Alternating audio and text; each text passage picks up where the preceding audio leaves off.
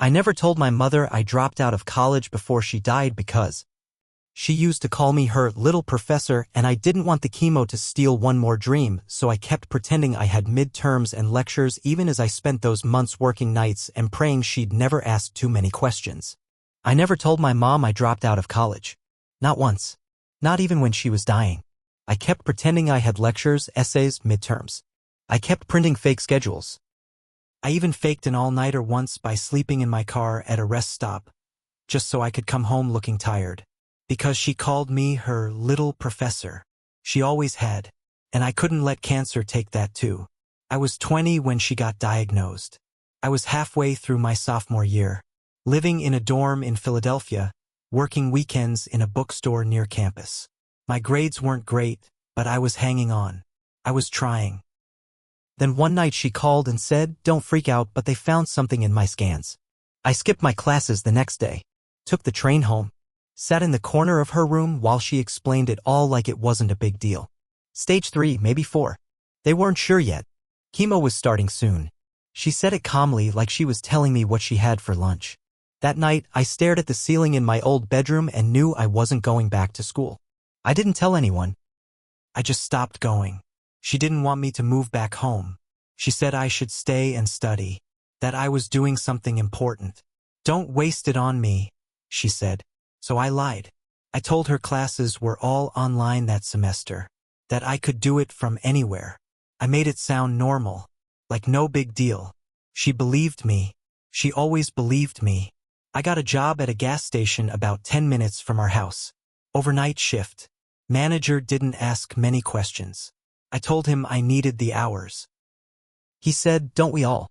I'd work from 11 p.m. to 7 a.m., nap in the afternoons, and spend the evenings with Mom. She thought I was taking breaks between lectures. Sometimes I'd say I had to head to class and I'd just sit in the park and stare at my phone for an hour. I remember one time she packed me a lunch and said, "Don't let the smart kids make you feel small. You belong there." I smiled, took the sandwich, cried the whole walk to the park bench. She got sicker fast. By December, she couldn't drive. By January, she couldn't get up without help. She still tried to act like nothing was wrong. Still teased me about falling asleep in class when I nodded off in the living room. She kept saying she was proud of me, that I made her feel like she hadn't failed as a mom. She said that once while I was helping her get into bed, just out of nowhere, "You're everything I hoped you'd be." I had to leave the room. I went outside, sat on the porch, and threw up in the bushes. There was one night it almost came out. She was having a bad day, couldn't keep food down. She was cold, shaking. I was sitting beside her, holding her hand, trying not to panic. She looked at me and said, "You're not missing anything for this, right? I mean school." I swallowed. My mouth went dry. "Nah," I said. "Nothing I can't make up."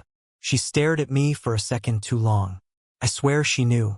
But then she smiled and said, "You're my little professor." I didn't have the money for textbooks, obviously, but she still handed me a little envelope one morning. I opened it when she went back to bed, $120 in cash, folded up neatly. For books she'd written on the sticky note. I used it to buy groceries and gas for my car and her nausea meds. That was the same week she stopped eating full meals. She'd just pick at crackers or drink those Ensure shakes. I was losing her in pieces. But I still kept up the lie. I'd set alarms on my phone and walk into the kitchen pretending I was on Zoom calls. I'd say things like, "God, this professor is so boring," just to make it feel real. She'd laugh. Say, "You sound just like your dad." At the funeral, people wouldn't stop talking about how proud she was of me. One woman, I think she was a coworker from years ago, said, "She always told us you were her pride. Said you were on your way to becoming Dr. Michaels." I nodded. I thanked her. I wanted to disappear. I went back to work 2 days later. Couldn't afford to take time off.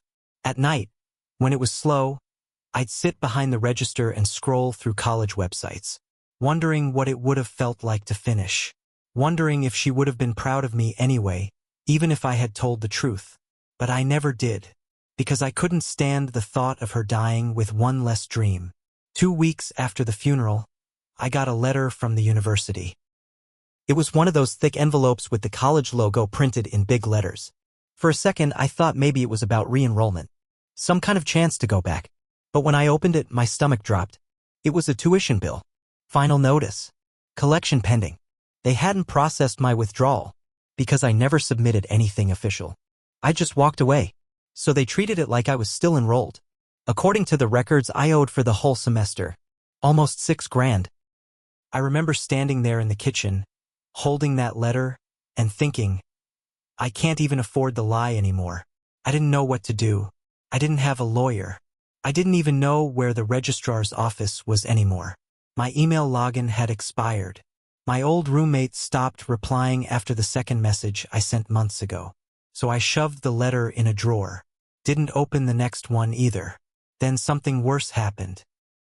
My aunt found one of the fake syllabi in the living room drawer while helping clean out Mom's things. She held it up, looking confused. Is this one of your classes? I froze. I said yeah. Just an old assignment sheet. She looked at it again, then dropped it back in the drawer and moved on. But the seed was planted. That weekend, I overheard her talking to my uncle in the hallway. Quiet voices. I caught just one line. I'm starting to wonder if he was even still enrolled. I didn't say anything. I just stood there behind the bathroom door and let them talk. They didn't confront me, but things changed. Little things.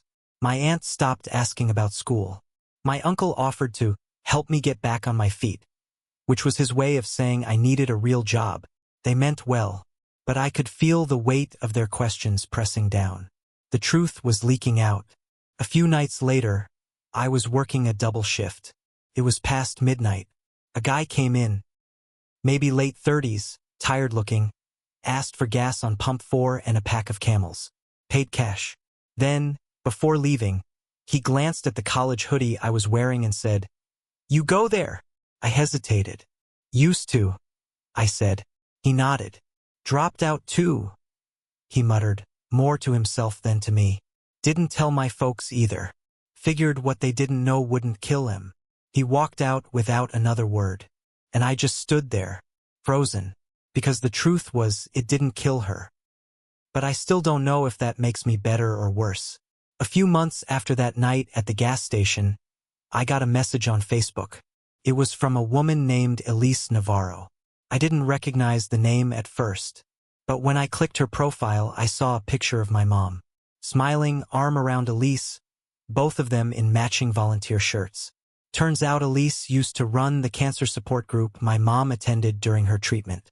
They met once a week at the community center, a place I'd only been to once on the day I picked up her last bag of meds.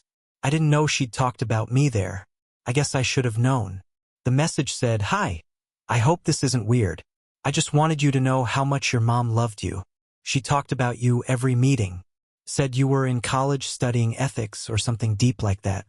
She was so proud. You really helped her through the hardest part." I stared at that message for a long time. Then I replied, "Thank you. That means a lot." I didn't say anything else. I didn't correct her. What was the point? But what I did next, maybe I shouldn't have. A few days later, I went to the community center. I told the front desk I was there to ask about volunteer work. They gave me a clipboard. Said they always needed help setting up chairs, organizing donation drives, small stuff. I went back every Thursday night. Same room my mom sat in during her group sessions. I'd look at the circle of chairs and wonder which one she used to sit in. If she ever cried in there. If she ever talked about me like I was someone worth being proud of. It made something inside me feel split open. That's when I met Carla. She ran the Thursday support group. Early 50s, tough voice, soft eyes. She thought I was a college student looking to give back. I didn't correct her. Just nodded and said, yeah, something like that. She liked me. Said I had a good heart.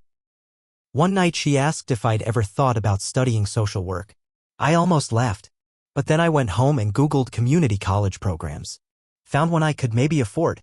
For the first time in months, the idea of trying again didn't feel impossible. Then the real twist happened. One night after group, Carla asked me to help clear out the storage closet. There were old donation boxes, bins of pamphlets, extra chairs. While we were moving things around, she handed me a photo album. "These were from before I took over," she said. "Lots of families put their stories in here." I flipped it open, and there she was, my mom, hair already thin from treatment, wearing that ugly knit hat she liked. holding up a sign that said, "For my son, the professor. Keep going." There was a caption under the photo in someone else's handwriting. Maria said her son inspires her to fight. She's proud of him every single day. Couldn't breathe. Couldn't move. I just stood there holding that album, trying not to fall apart. Carla noticed, asked if I was okay.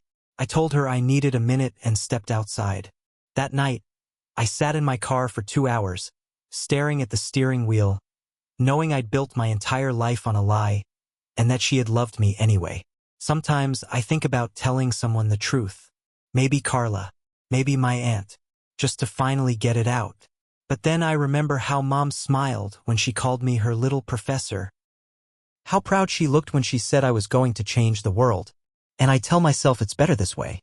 That some lies are just kindness in disguise. So I go to work. I help set up chairs. I tell people I used to study ethics. And when no one's around, I sit in that empty room and whisper things I never said when she was alive. Like, "I'm sorry I wasn't who you thought I was." But even then, I still hope deep down that maybe she knew and loved me anyway.